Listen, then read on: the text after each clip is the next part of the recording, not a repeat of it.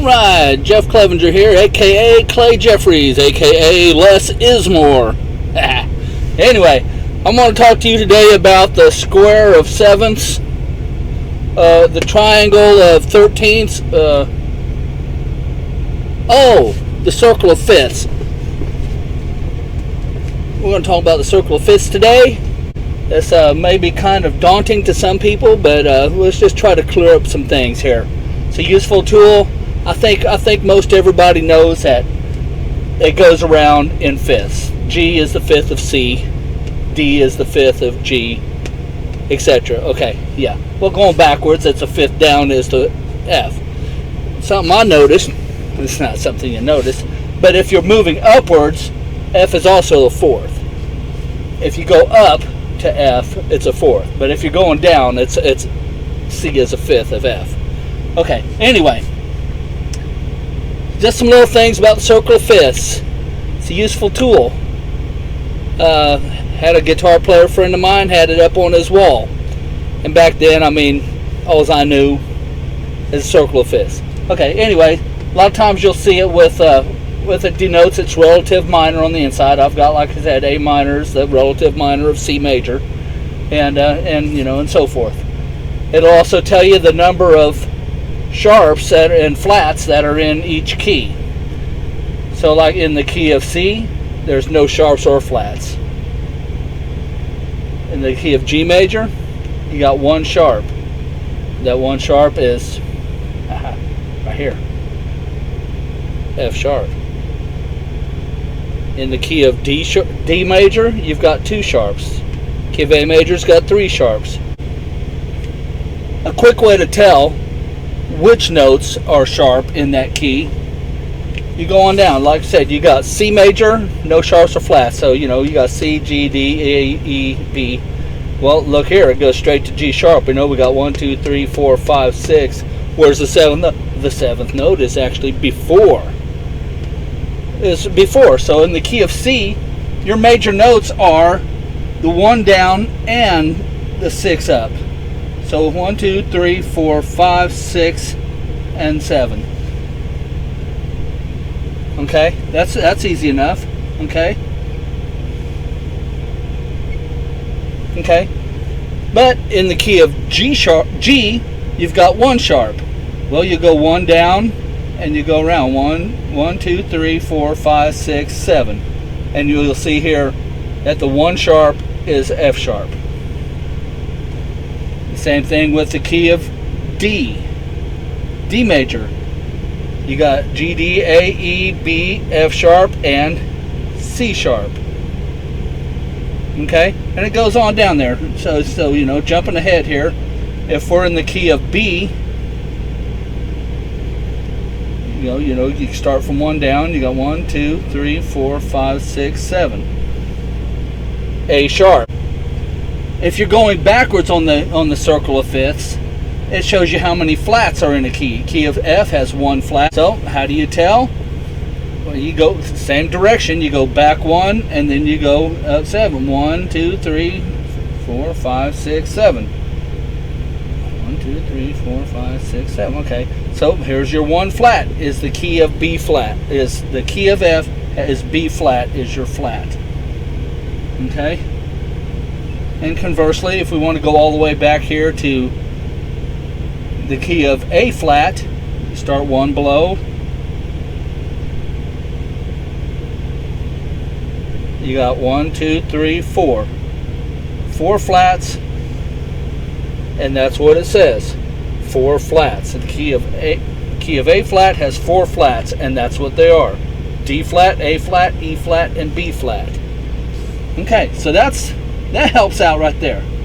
Okay.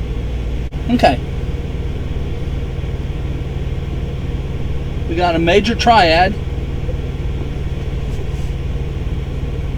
We're always talking about guitar being of patterns, an instrument of patterns. Well, a lot of them are, but anyway, I'm a guitar player, so I relate to guitar. But anyway, so if we start recognizing these patterns to apply to the circle of fifths, then it's easy to find your chord definitions.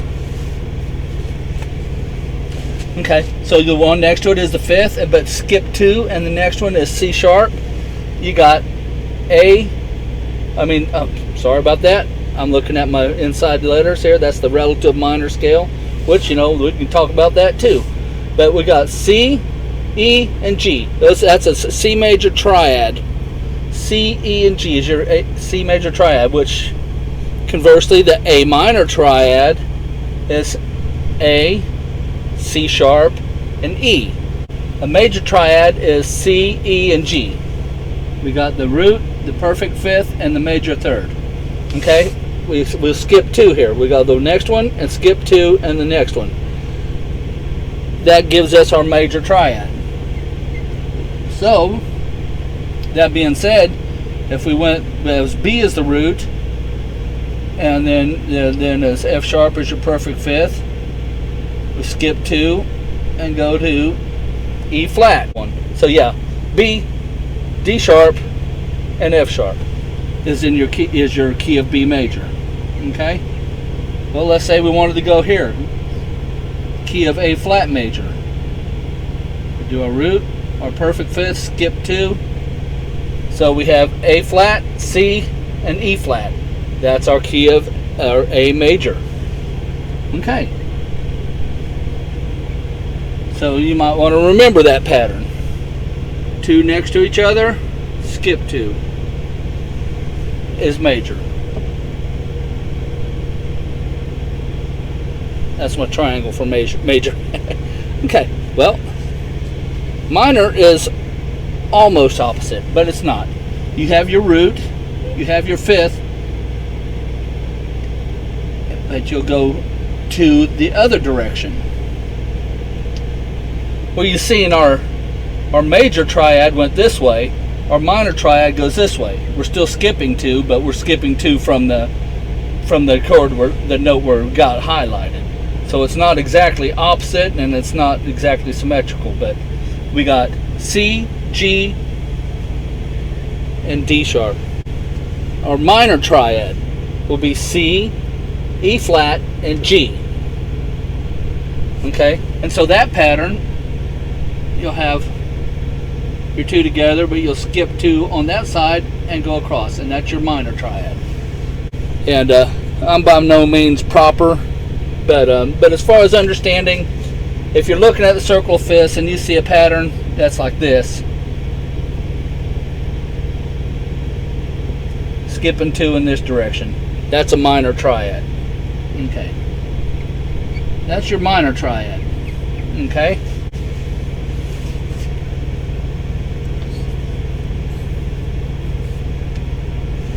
Let's say you want to find your major seventh.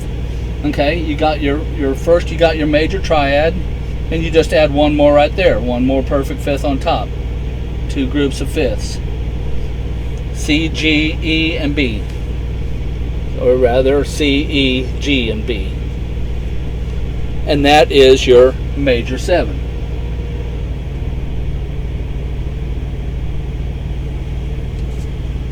Major 7.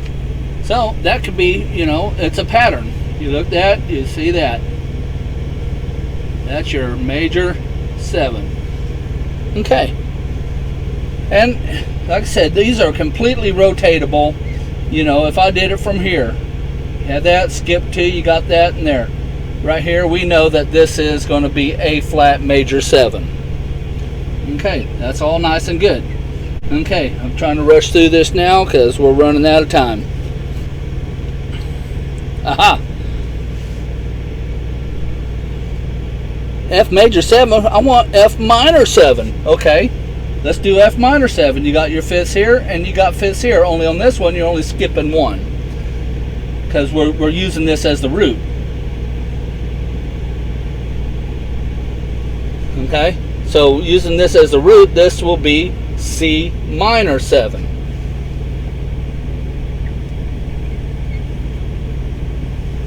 C minor 7, right there. That pattern. Okay, it's getting good here. We have vertical, we have the perfect fifth, we go straight across to the C, and then one across, we're only skipping 1. That's the minor 7. Hope you can see that okay. My screen's kind of small, but anyway. And if you put that anywhere, like I said, you can put that down here if you want it here. Boom. boom, boom, boom. Well, this will be your root, F sharp minor 7, G flat minor 7. Okay. And like I said, you probably ain't going to remember these patterns in a day. You might, but it would do well to study them. Or it doesn't matter what instrument you play. Maybe you're doing arpeggios on a horn. If you're not sure, you could throw that pattern on top of your circle of fifths, and your notes are right there. Okay. Well, how about diminished? Dominant 7. Dominant 7. If you got major 7 and minor 7, you got to have your dominant 7. Okay, now you want dominant 7. We've got major 7, we've got minor 7. Now we want to see what the dominant 7 is. So we're going to do it in the key of C, C dominant 7. You got your C, you got your 5th, you got your major 3rd, and your minor 7. So you're skipping 2 here and only skipping 1 here. That's your pattern. That gives you the dominant 7. So you see on our, if we wanted it as a major 7, we're here on the B. Well, we're not. We're a minor 7, so we're on the B flat. Okay, that's your pattern. Skip 1 on this side, skip 2 on that side. That's your dominant 7. And now you're like, okay, smarty pants, let's see a diminished chord. Okay, let's see a diminished chord. All right. So now we want to look at the half diminished. C half diminished, also known as the C minor 7th flat 5. Okay, we know we're starting with the C. Okay, we want a minor 3rd, which, what did I say that was? It's not the E. It's E flat. There's a minor 3rd. Now we want a flat 5, so we know it's not that. We want the G flat. So there's the G flat. Okay. So what's the minor 7 of 1 flat 7 of there? Well, we know the 7 is B, but we don't want B. We want it 2 frets down, so we want the B flat. B flat. So you're skipping 1 here, you're skipping 2 here. And so that right there will be the pattern you need to remember if you want to find the notes in your C half diminished. So down across, up, down. So you skip 1 here, skip 2 there. That's your half diminished. Half diminished. Very good. All right.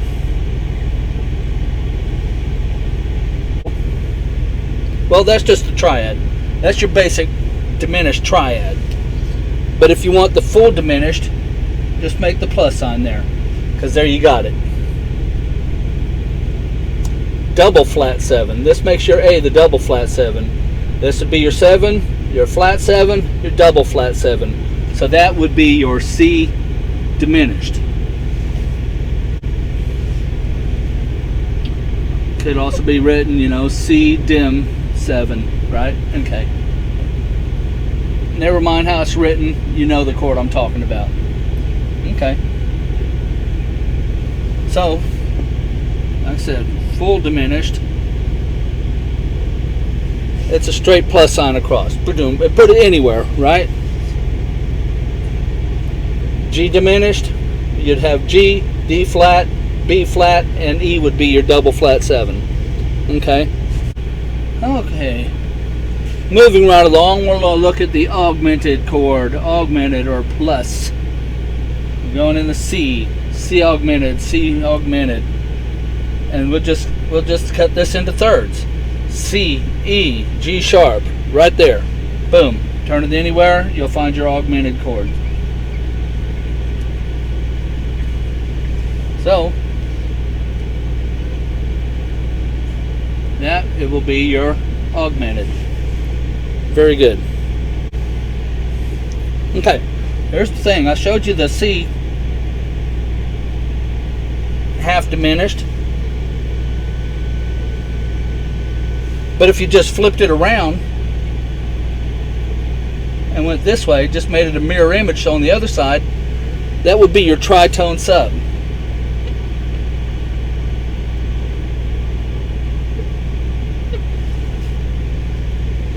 So instead of playing that, play this, and it gives you a little different flavor, but it'll give you the same tonal functionality. Okay, that's great. That's the tritone sub. So the tritone sub, we will relate it to that one. It's basically opposite. 1 space there, 2 spaces there. Call that the tritone sub. Okay, well, here's the thing. If you put them all right next to each other, there's another fancy thing. You're not even spacing it out on here. Right there is your sus4 chord. That's a C sus4. Alright, so that was the sus4 right there. Now, if we want it, okay, but if we move it over one, then we have sus2. So let's look at that. Straight up, and on either side it's sus4. But then the two next to each other, but off to the side, is sus2. There's one more to wrap this up. How about a C6-9 chord? It's kind of like the second, but you just stack it on. Just stack it on. That's simple. C, G, D, A, and E. Like I said, move it anywhere on there. The same pattern. 1, 2, 3, 4. Oh, yeah, 3, 4 straight across and down. 6, 9. Okay.